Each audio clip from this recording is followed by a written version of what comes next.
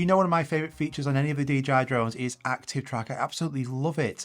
So one of the first things I had to do when I first got the DJI Air 3 was test out Active Track and see is it good or bad, and just to see how well it works. So I was really excited to read that the new DJI Air 3 has an improved Active Track 5.0, and this is the same Active Track that you see on the DJI Mavic 3 Pro, the Mavic 3 Classic and the Mavic 3. So that is awesome that we now have the same Active Track on a smaller, cheaper drone as well. So that was the first thing. So how does it work? Well, Active Track is basically a feature that is built into the drone. So all you do is you drag a box around you. You might be on a car, you might be on a bike, you might be on a boat.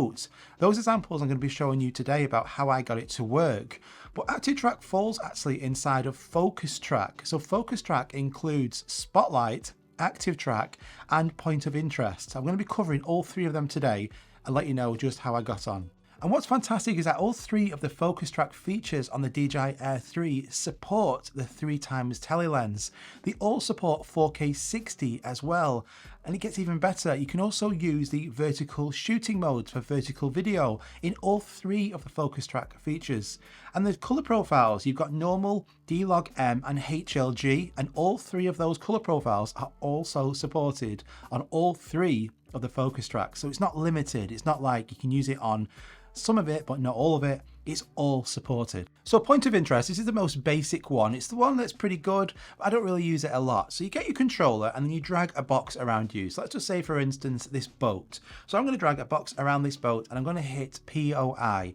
So what this does is basically the drone will then just circle around whatever you want it to track. So you can either choose to go left or right, and the drone will then go in that path. And you can also change the speed as well. Do you want it to go slow or fast? Now I find this works pretty well. It's better than a quick shot because it's going to be a moving subject. I don't really use this a lot, but the occasions that I did use it, it worked brilliant. But the next one is Spotlight, and you know I absolutely love Spotlight. So what Spotlight is, it's basically the drone doing some of the movement, and then you're also doing a bit of the movement as well. And together that is a fantastic team. So Spotlight is going to be absolutely perfect for real estate, for instance. So if you're going to be actually showing off a building, you could just get your controller, you can drag a box around any building, and then you're going to actually do the flying yourself. So you're going to actually increase or decrease the altitude on the controller stick, and you're also going to go left, right, up or down on the right stick as well. But what the drone will do in Spotlight, it will handle all the camera tilt and camera panning for you as well. So if you're filming a building like I just mentioned, as you're actually moving the drone around, the gimbal will always keep that object centered in the frame all the time, and it just looks brilliant. You can also get creative with this as well, so you could have quite a close shot, and then you can just push back on that right stick on a diagonal, and then you can get this really nice panning movement as you're going backwards with that drone. Spotlight is brilliant, but now it gets even better because we can use the 3x telelens, so you can get really close shots as well in Spotlight mode. Now I was using this a lot, especially in Portugal. I was using D-Log-M for a lot of it, and I can see that the colors here look brilliant. Once color graded, everything just looks really nice and sharp. Now, even though it's zoomed in at 70mm, the focus is still on point. It's an f2.8 fixed aperture, so it's going to be good in daytime and nighttime. But Spotlight mode is also brilliant at making you look better than you are. So you can actually drag a box around something, let's just say another object or another building, right? You're not brilliant yet on this gimbal wheel. It's a bit jerky, it's not nice and smooth. You can use Spotlight mode, you do the flying, and the drone will make everything look brilliant. It will make you look brilliant. I love Spotlight mode, it is phenomenal. Even better now on the DJI Air 3 with that 3x zoom. Let me just jump in here to let you know this video is sponsored by me. So if you want the very best video footage out of your drones, I have my own specially designed drone LUTs. Available for all the different DJI drones, these are just going to transform your video footage instantly. So like there, for example, the D-Log-M footage is this really washed out flat color profile. You just drag on one of my LUTs and it will instantly transform that video. I've also got them for photos as well. If you like taking photos, you can then just drop on one of the presets and get really nice results in photos. But I've also got cheat sheets, and these are so popular. So these cheat sheets go on and give you all the details about every single one of the DJI drones. They cover all the key settings, everything that you need to know when you're out and about filming to get the very best out of your drone. They're an instant download, these, so you get them instantly. You can print print them out, keep them in your camera bag. These are awesome. So if you want to check out any of these products, they're all available on my website, dmprovisuals.com. I'll link it at the top of the description to check it out. Now let's talk about ActiveTrack. Okay, this is the biggie. This is what you're all here for. This is ActiveTrack. So the best feature out of the 3 focus tracks. So on the DJI Air 3, how is this different? Well, as I mentioned before, that this has the same ActiveTrack as the Mavic series. So when you open up the drone and you go onto the controller, you just drag a box around whatever you want it to track. So you don't have to go into the settings or anything. You just drag a box on the screen in normal video mode. And now you'll see that you have this on-screen display. So before it used to be trace and parallel, which was really limiting. Now you can go and actually choose on a clock face exactly where you want the drone to track you from. So you could click at the front, back, left or right, and the drone will actually position itself wherever you tell it and track you. But you can also choose the positions of a diagonal as well. So you can go top right, bottom left, top left, wherever you want it to go. I've been really impressed because I've been trying this in a few different locations and a few different scenarios. So on a bike, on a boat, and also driving as well. And the drones had no problem keeping up, which is really impressive. And I think this is to do with the extra weight of this drone as well. So that's fantastic. Now that's the main feature of it, that you now have this on-screen display. But what about when the drone's actually in the air tracking you? So let's just say, for instance, it's tracking you from the right-hand side, and now I want it to track me from the left-hand side. So I can just click on the screen without cancelling the ActiveTrack, without cancelling anything, and now I got this on-screen display again, and now I can actually select the left-hand side, and the drone will then pan round and track you from the left-hand side. It is brilliant. It works so well. It also works well because this has omnidirectional sensoring. So before it would have sensors at the front, the back and the bottom, it would have no side sensors, which means every single time you're using ActiveTrack, you're worrying and risking crashing your drone on any sideways pans. And in ActiveTrack that happens a lot. I'm sure if you have a Mini 3 Pro, you know exactly what I mean. You're basically shitting yourself every time you use ActiveTrack, hoping it doesn't crash. This now has omnidirectional, so it has 360 degrees of protection on here.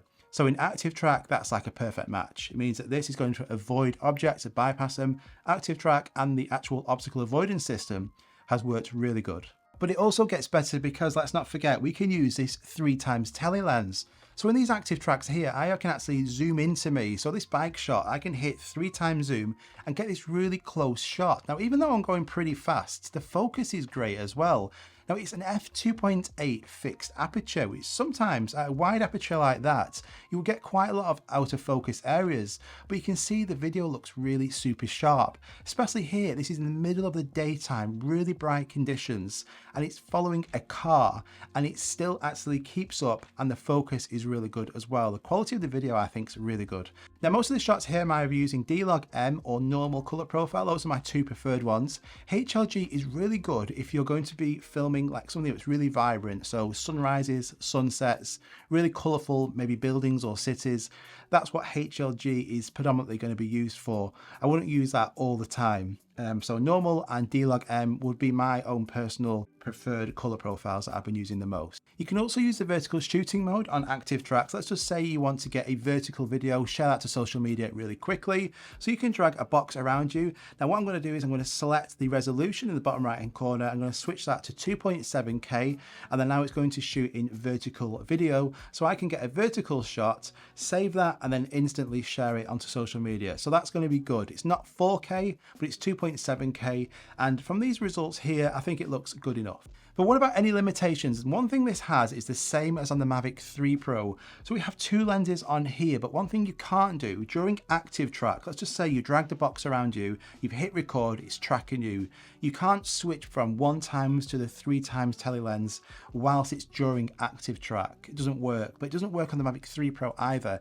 I wish that could be resolved somehow. It'd be a lot faster. What you have to do to be able to switch lenses on ActiveTrack is you have to cancel the ActiveTrack, cancel the recording, switch now to the 3x telelens, drag a box around you again, and then hit record. Now you'll use the 3x telelens. So I wish that was a bit more streamlined. and avoid having to cancel it and then restart. But there's obviously some kind of limitation because we have that on the expensive Mavic 3 Pro as well. One thing I did notice as well, and this isn't the drone's fault at all, this is due to the EU rulings on a C1 drone. You can't have the drone any further than 50 meters away during focus track. So you will get this pop-up come on the screen if you try and do that. So it is a bit of a pain really. So it means you can't have this really wide shot of you when you're being tracked. It has to be fairly close all the time, but that's just in the EU, and I don't think there's anything we can do about that, but that's a limitation due to EU laws, not the drone. So I've been really impressed with the Active Track on here. It's actually so similar to the Mavic 3 Pro's Active Track, you wouldn't believe. You see, the Mavic 3 Pro, you can use the 1x and the 3x lens. You can't use the 7x lens in Active Track. You can on this. So this is really good. So I've been super impressed with this. So if you're a massive fan of Focus Track, Spotlight Mode, Active Track, you're going to love this with the new features. Omnidirectional sensoring, so you got sensor protection, 1x and the 3x lens, and then you also can use a new D-Log M color profile. Let's not just forget as well, during all of this, if you're using this controller, the RC2, with the external antennas, the signal performance has been phenomenal. So the overall signal, no matter what you're doing with this drone, but especially in Active Track, where you just want it to make sure that the signal is perfect, it's following you well, there's not any disconnects or disruption. It is so good. So I hope you enjoyed this video. If you did, make sure you hit that like button. Just comment down below what you think about this. It really does help out to get the video to more people. And I'm on a bit of a mission. I want 15% of you guys to subscribe to this channel who watch this. You guys who watch this, it's only about 10% of you who actually subscribe. So let's try and get it to 15%. Come over here, join into all of this. You'll really enjoy it. I've got loads of videos coming really soon as well. Absolutely tons of videos on this drone and also new tech as well. You do not want to miss it. So I really appreciate it. Appreciate every one of you guys who goes and looks on my website. Go and check that out, and I'll see you on the next one. Bye bye.